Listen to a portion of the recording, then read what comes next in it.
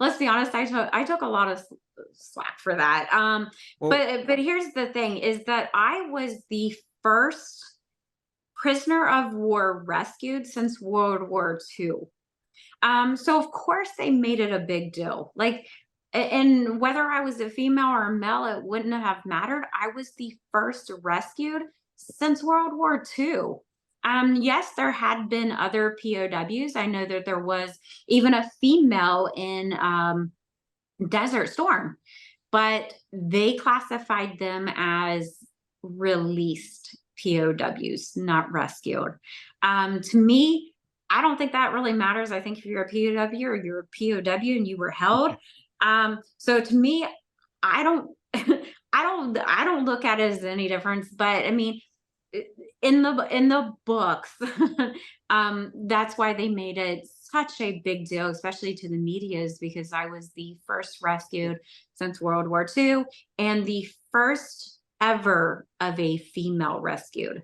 And again, not taking away anything, from any other, especially female POWs, but I think that's the only reason they made such a big deal over my rescue, was because I was the first yeah. one at that time. And everyone was like, yeah, but it's because you're white, or you were a well, I'm a natural blonde, but I mean it's brown right now. But and the people did, they wanted to throw that out there. Oh, it's because you're a green-eyed blue, or blue haired, no, green-eyed Not blonde yet. haired Not yet. You female. got a few years before I your got a blue few hair. years You on got that. a few But I years. mean, yeah, so people Well, wanted to shame me and hurt me in that we way, and I'm like, but I had nothing yeah, to do with any of that. Like, I just wanted to be home. Like, I didn't care how I got home. I just wanted to be home. I wanted to be able to get back to my family and start the recovery process, because people don't realize that once I got to Germany, so once they kind of ran down and did the whole injury list, like they determined that, like I have a big scar all the way back of my head from a head Wow. laceration. Again, I had a rod put in my right arm. My left femur, where so once I got to Germany, they were able to take out that 1940s era rod that the Iraqis had put in, but they wanted to amputate the leg because the rod that they personally had put in was not sterilized. So it caused a severe infection, and they Oh, wanted to geez. amputate it.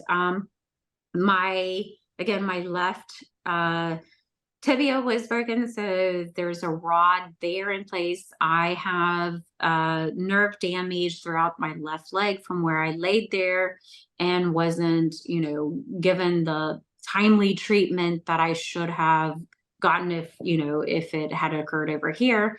And then my right foot was smashed from where my body had flew forward during the ambush, and it got lodged underneath of the passenger seat.